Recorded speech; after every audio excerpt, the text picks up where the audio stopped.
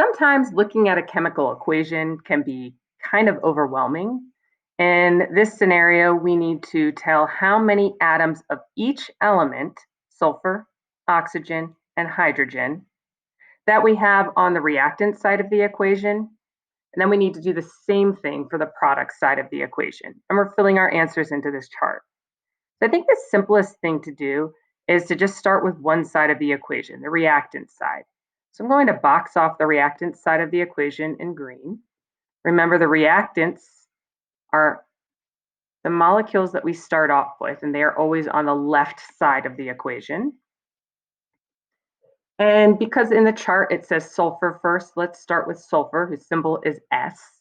And I'm looking through the reactant side of the equation, and I see an S right here. And I don't see a number after it.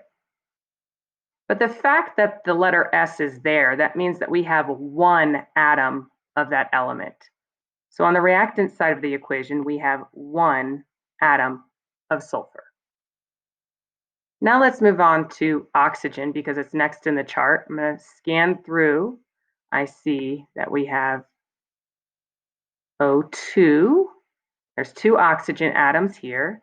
As I move over, we're still on the reactant side of the equation, and I see that there's two more oxygen atoms over here. So we have a total of 1, 2, 3, 4 oxygen atoms on the reactant side of the equation. Well, that's kind of a messed up looking 4, but it's supposed to say 4. And then let's take a look at hydrogen, which is H. On the reactant side, that's pretty simple. There's just H left right here. And after the H, there's a 2 that implies that there are 2 hydrogen atoms. So the reactant side of the equation is done.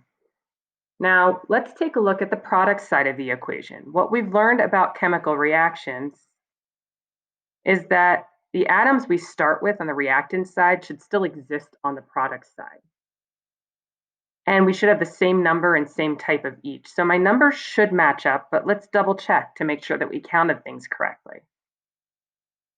So let's go ahead and box off the product side of the equation. These are going to be the new molecules that form.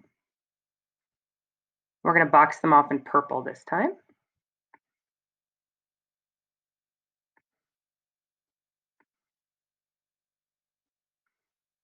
And let's start with sulfur because sulfur is the first one in the chart. And on the reactant side, we had one sulfur. Let's take a look here.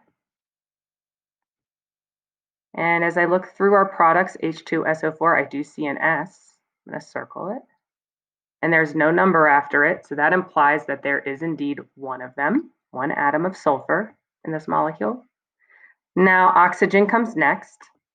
So I'm looking through here. Oh, I see an O with a 4 after it. That implies that there are 4 atoms of oxygen. And lastly, let's take a look at our hydrogens, or H. And as I look through the product side, I see that we have H2, which implies there is 2 atoms of hydrogen. And as you can tell in the chart, everything matches up. All the atoms we started with are still there on the product side. They are arranged differently, and it is a different molecule, but every atom is accounted for.